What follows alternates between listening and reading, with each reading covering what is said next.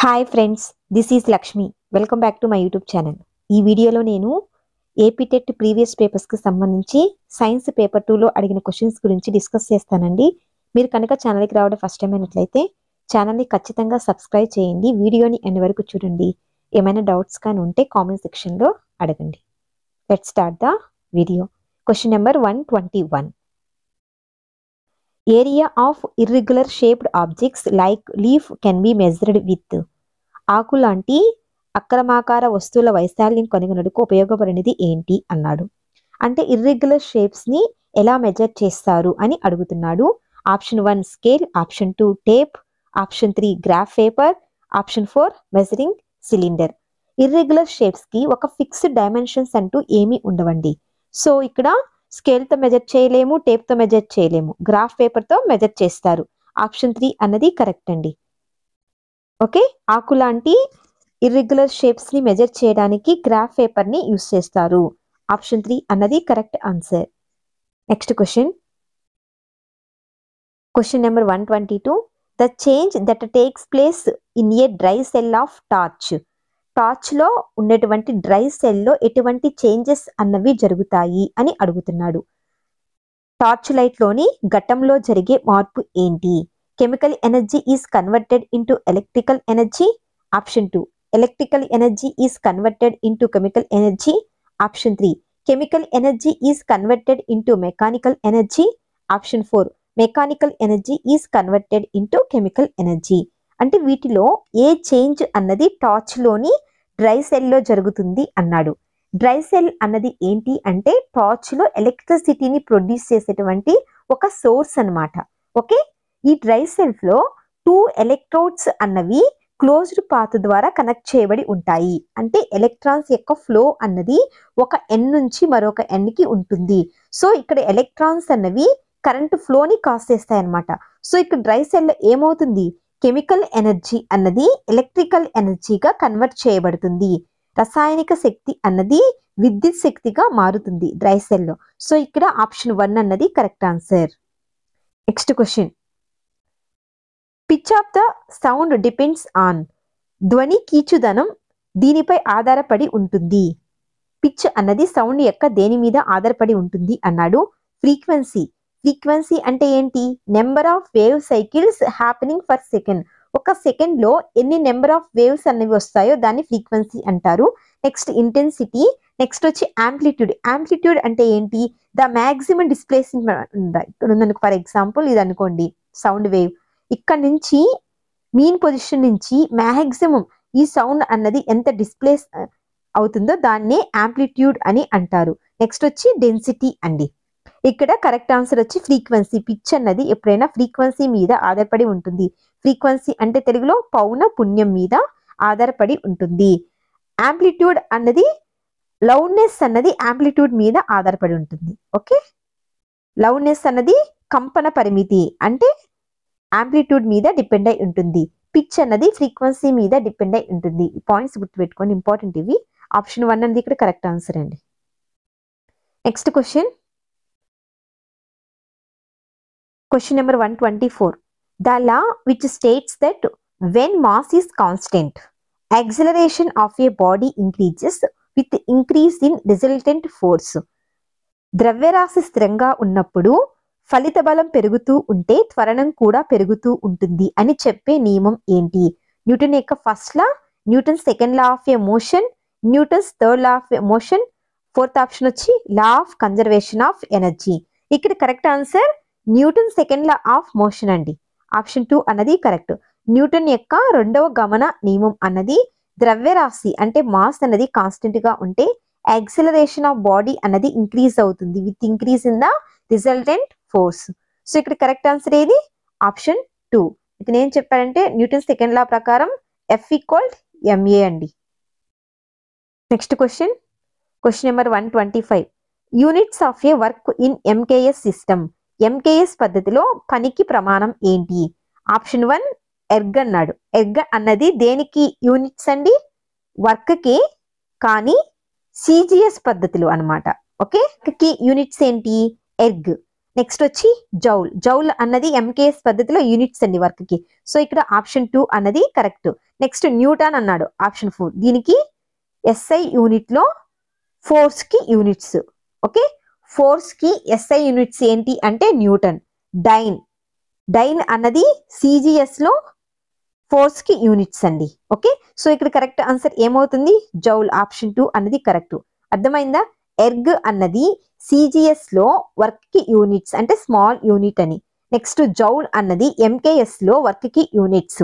Next Newton అన్నది SI, SI అంటే standard international system of units అండి, ఫోర్స్ కి యూనిట్స్. నెక్స్ట్ డైన్ అన్నది సిజిఎస్ లో ఫోర్స్ కి యూనిట్. సో ఇక్కడ కరెక్ట్ ఆన్సర్ ఆప్షన్ 2 అన్నది కరెక్ట్ అండి.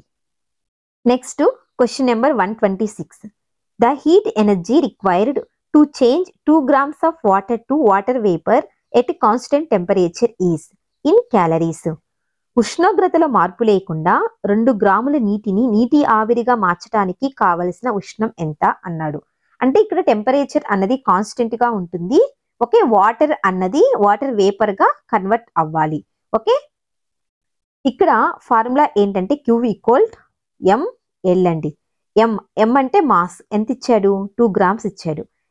L అంటే ఏంటంటే లేటెంట్ హీట్ వేపరైజేషన్, అంటే 1 గ్రామ్ ఆఫ్ లిక్విడ్ సబ్స్టెన్స్ అంటే వాటర్ అన్నది గ్యాస్ గా కన్వర్ట్ అవ్వడానికి కాన్స్టెంట్ టెంపరేచర్ దగ్గర ఎంత క్యాలరీస్ కావాలి అంటే 540 క్యాలరీస్ ఫర్ గ్రామ్స్ కావాలి.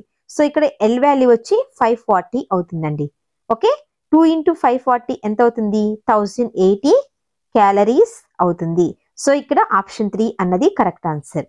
ఇలాంటి క్వశ్చన్ ప్రీవియస్ పేపర్ లో కూడా రిపీట్ అయింది. సో ఈ టాపిక్ గురించి ఒకసారి చూసుకోండి. Next question, question number 127. The acid present in the cold drink is. Cold drinks లో ఏ యాసిడ్ అనేది ప్రెసెంట్ అయి ఉంటుంది అన్నాడు. శీతల పానీయాల్లో ఉండే ఆమ్లం ఏంటి? First one acidic acid. Acidic acid అనేది ఎందులో ప్రెసెంట్ అయి ఉంటుందండి? వెనిగార్, వెనిగార్ లో ప్రెసెంట్ అయి ఉంటుంది. Next carbonic acid. Carbonic acid అనేది కూల్ డ్రింక్స్ లో ప్రెసెంట్ అయి ఉంటుంది. Next sulphuric acid. ఈ సల్ఫ్యూరిక్ యాసిడ్ అనేది ఫర్టిలైజర్స్, ఆటోమొబైల్ ఇండస్ట్రీలో అక్కడ యూస్ చేస్తారు.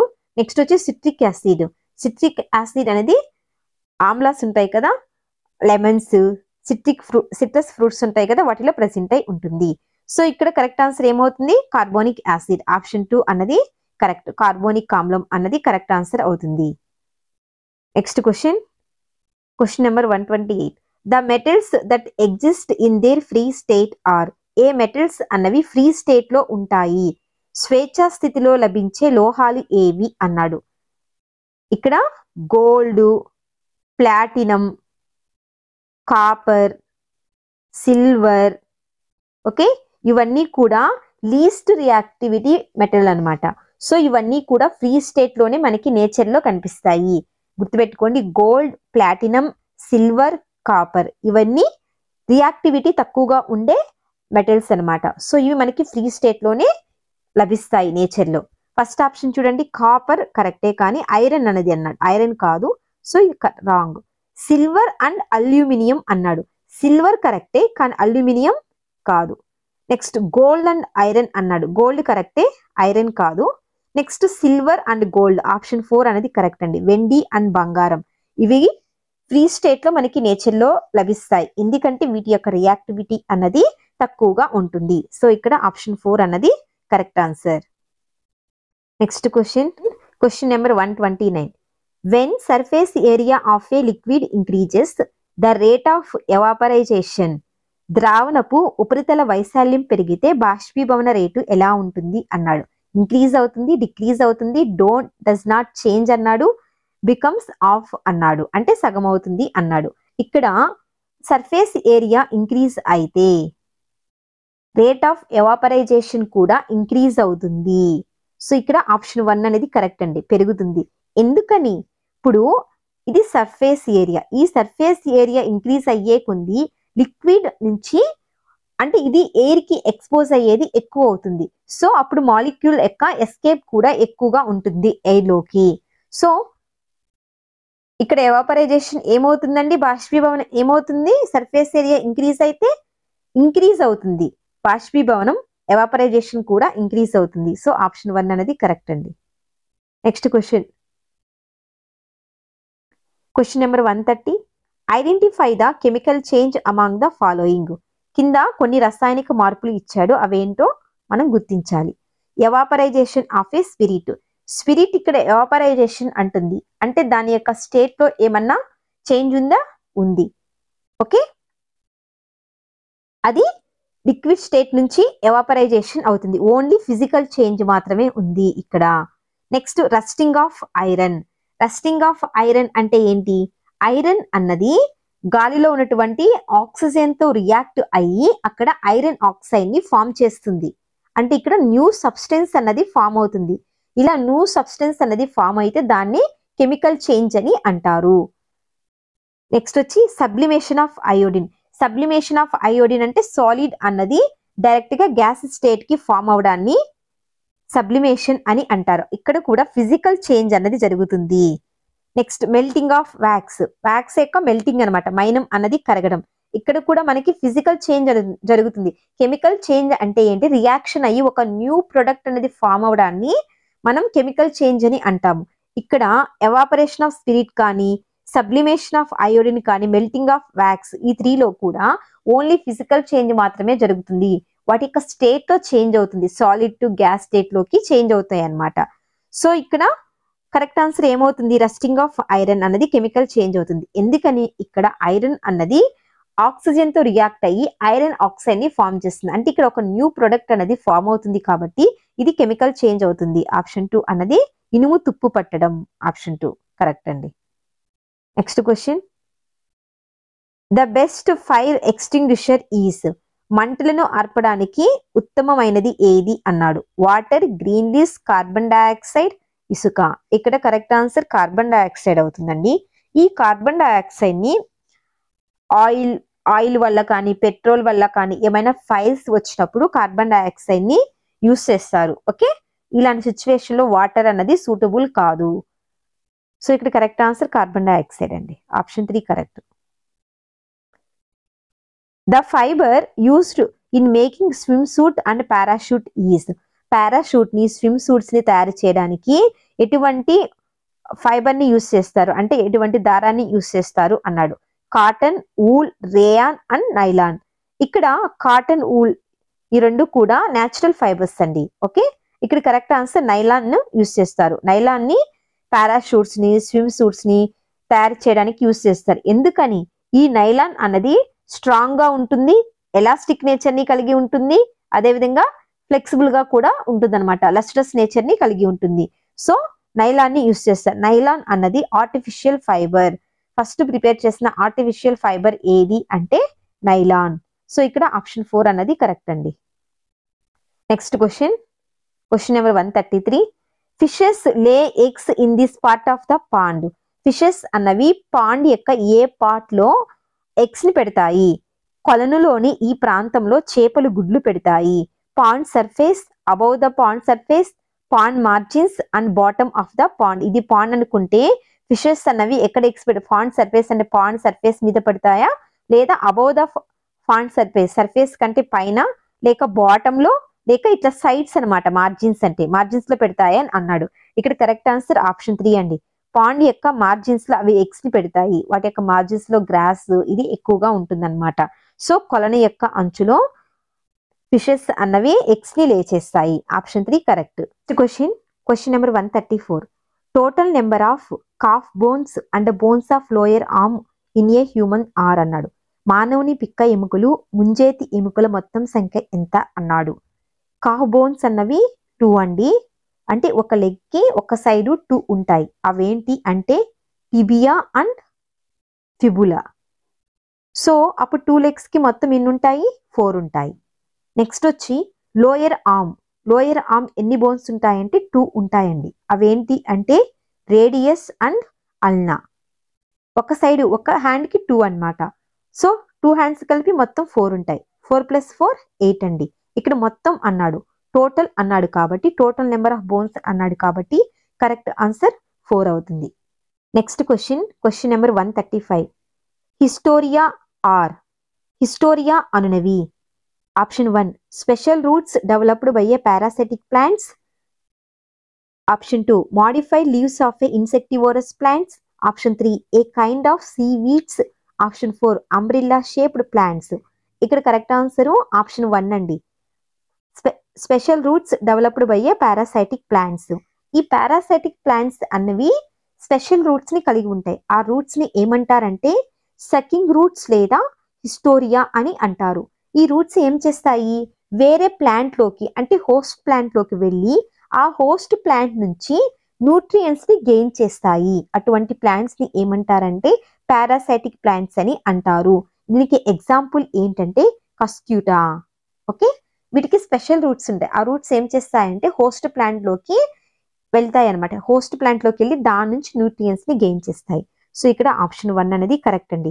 పరాన్నజీవి మొక్కలలో ప్రత్యేకంగా అభివృద్ధి చెందినటువంటి వేర్లని హిస్టోరియా అని అంటారు. Next question number 136. Number of parts that the stamen and the pistil in datura flower has.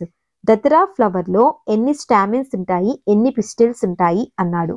ఉమ్మెత్త పుష్పంలోని కేసరం అండకోశంలోని భాగాల సంఖ్య ఎన్ని అని అడిగాడు. ఇక్కడ స్టామిన్స్ 3 అన్నాడు, పిస్టిలా 4 అన్నాడు. ఆప్షన్ 1 లో కాదండి. దతురాలో మొత్తం స్టామిన్స్ అన్నవి 5 ఉంటాయి. కేసరాలు ఎన్ని ఉంటాయి, 5 ఉంటాయి. పిస్టిల్స్ ఎన్ని ఉంటాయి, అండకోశం 1 ఉంటుంది.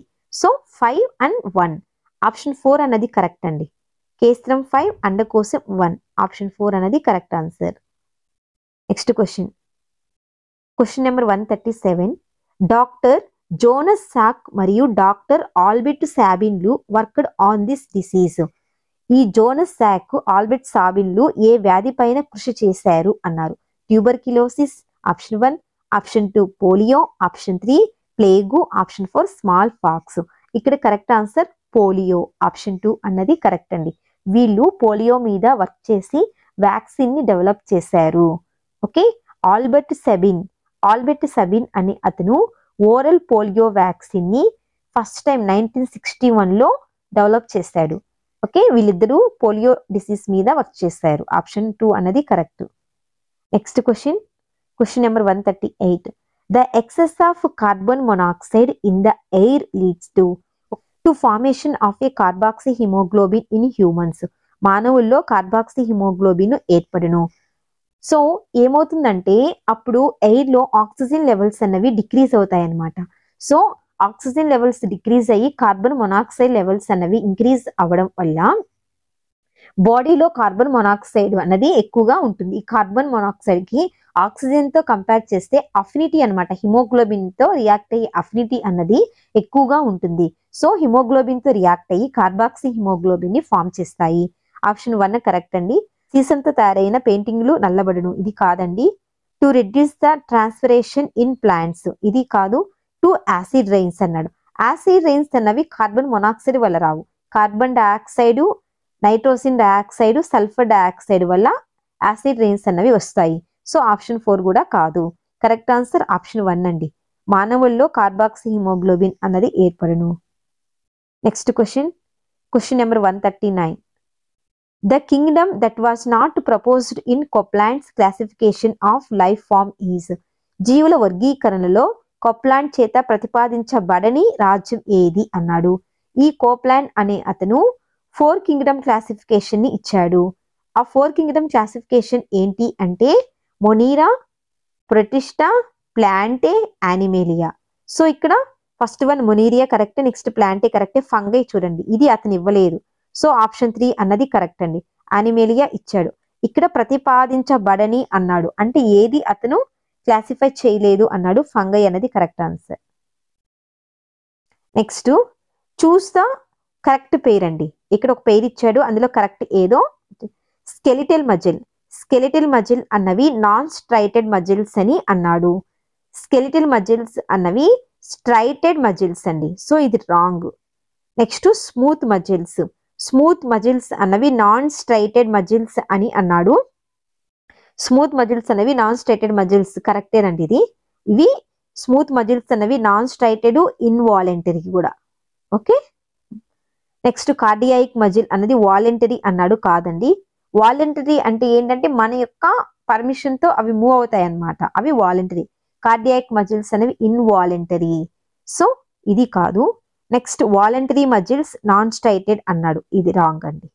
సో ఎప్పుడైనా సరే నాన్ స్ట్రైటెడ్ మజిల్స్ అన్నవి ఇన్వాలంటరీ మజిల్స్, స్ట్రైటెడ్ మజిల్స్ అన్నవి వాలంటరీ మజిల్స్. సో ఇక్కడ కరెక్ట్ ఆన్సర్ ఏమవుతుందంటే ఆప్షన్ 2, నునుపు మృదువు కండరాలు అరేకిత కండరాలు. ఆప్షన్ 2 అన్నది కరెక్ట్ అవుతుంది. అర్థమైందా? ఎప్పుడైనా సరే ఇన్వాలంటరీ అంటే ఏంటంటే అది మూవ్ అవడంలో మనకి ఎటువంటి, ఇప్పుడు హార్ట్ బీట్ జరుగుతుంది, హార్ట్ బీట్ మనం చెప్తే జరుగుతుంది, మన పర్మిషన్ తో లేదు కదా, అది ఇన్వాలంటరీగా జరుగుతుంది అనమాట. సో ఇలా ఇన్వాలంటరీగా ఉండేవన్నీ కూడా నాన్ స్ట్రైటెడ్. వాలంటరీ అంటే ఏంటి, ఇప్పుడు మనం వాక్ చేయాలి, సో మనం నడవాలంటేనే నడుస్తాం, సో అది వాలంటరీగా జరుగుతుంది అనమాట. ఈ వాలంటరీగా జరిగేవన్నీ కూడా striated muscles. Okay, next question number 141. Duckling will follow the first moving object they meet after hatching. This type of behavior is called. బాతు పిల్లలు గుడ్ల నుండి బయటికి వచ్చిన వెంటనే ఏదైనా కదులుతున్నది కనిపిస్తే దాని వెనకనే పోతాయి. ఈ లక్షణాన్ని ఇలా పిలుస్తారు: ఇన్స్టింక్ట్, ఇంప్రింటింగ్, కండిషనింగ్, ఇమిటేషన్. ఇక్కడ కరెక్ట్ ఆన్సర్ ఇంప్రింటింగ్ అండి, ఆప్షన్ 2 అనుసరణ. ఎందుకంటే ఇవి ఇంప్రింటింగ్ అంటే ఏంటంటే అవి మూవ్ అయిన ఆబ్జెక్ట్ తో సోషియల్లీ అటాచ్ అవుతాయి, అదేవిధంగా దాన్ని తమ యొక్క మదర్ గా ట్రీట్ చేస్తాయి అన్నమాట ఆ డక్లింగ్స్ అన్నవి. సో ఆ మదర్ గా ట్రీట్ చేస్తాయి కాబట్టి దాన్ని ఫాలో అవుతాయి ఫుడ్ కోసం, ప్రొటెక్షన్ కోసం. ఈ ప్రాసెస్ ని ఏమంటారు? ఇంప్రింటింగ్, అనుసరణ అని అంటారు. సో ఇక్కడ ఆప్షన్ 2 అన్నది కరెక్ట్ అండి. Next question number 142. Heart received blood from. Heart కి బ్లడ్ అన్నది ఎక్కడెక్కడి నుంచి వస్తుంది? Option 1 superior and inferior vena cava and pulmonary vein. Option 2 aorta and pulmonary vein. Option 3 pulmonary vein and pulmonary artery. Option 4 pulmonary artery and aorta. ఇక్కడ aorta అన్నది option 2 చూడండి. First iota ఇది ఏం చేస్తుందంటే ఆక్సిజనేటెడ్ బ్లడ్ ని heart నుంచి మిగతా body parts అంతటికి సప్లై చేస్తుంది. సో ఇది కాదండి అయోటా. నెక్స్ట్ వచ్చి పల్మనరీ వీన్ ఏం చేస్తుంది?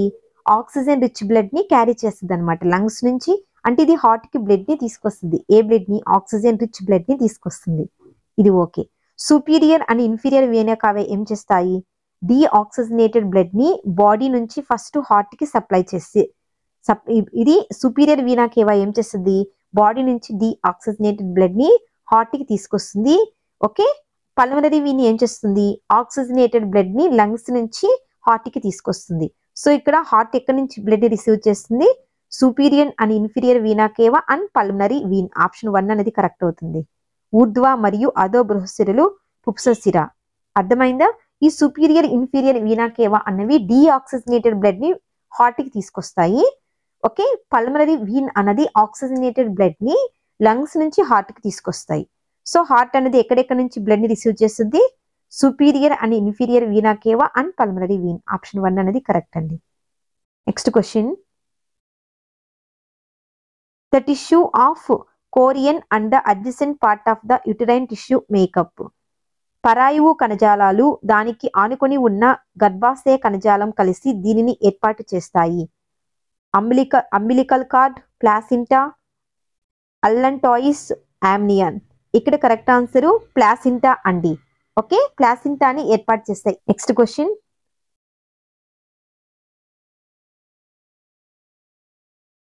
The hormone that suppress hunger when you feel your stomach is full is. మనము కడుపు నిండుగా ఉన్నప్పుడు ఆకలిని అణిచివేయు హార్మోన్ ఏది అన్నాడు? గ్రెలిన్. ఈ గ్రెలిన్ అన్నది హంగ్రీని అంటే ఎపటైటిడ్ ని ఇంక్రీజ్ చేస్తుంది. ఓకే. లెప్టిన్ అన్నది హంగ్రీ లేదా ఎపటైటిడ్ ఆకలిని తగ్గిస్తుంది. అడ్రినలిన్ అన్నాడు, సొమటోట్రోపిన్ అన్నాడు. ఇక్కడ కరెక్ట్ ఆన్సర్ వచ్చి లెప్టిన్ అండి. లెప్టిన్ అన్నది ఆకలిని తగ్గిస్తుంది, గ్రెలిన్ అన్నది ఆకలిని ఇంక్రీజ్ చేస్తుంది. సో ఇక్కడ ఏది సప్రెస్ చేస్తుంది అంటే తగ్గిస్తుంది అని అడిగాడు కాబట్టి ఆప్షన్ 2 లెప్టిన్ అన్నది కరెక్ట్ ఆన్సర్ అండి. ఇవ్వండి కంటెంట్ కి సంబంధించి సైన్స్ పేపర్ 2లో అడిగిన క్వశ్చన్స్. వీటికి సంబంధించి మీకు ఏమైనా డౌట్స్ కానీ ఉంటే కామెంట్ సెక్షన్ లో అడగండి. ఒకవేళ వీడియో నచ్చినట్లయితే ఖచ్చితంగా ఛానల్ని సబ్స్క్రైబ్ చేయండి. అదేవిధంగా వీడియోని లైక్ చేయండి, షేర్ చేయండి. Thank you for watching.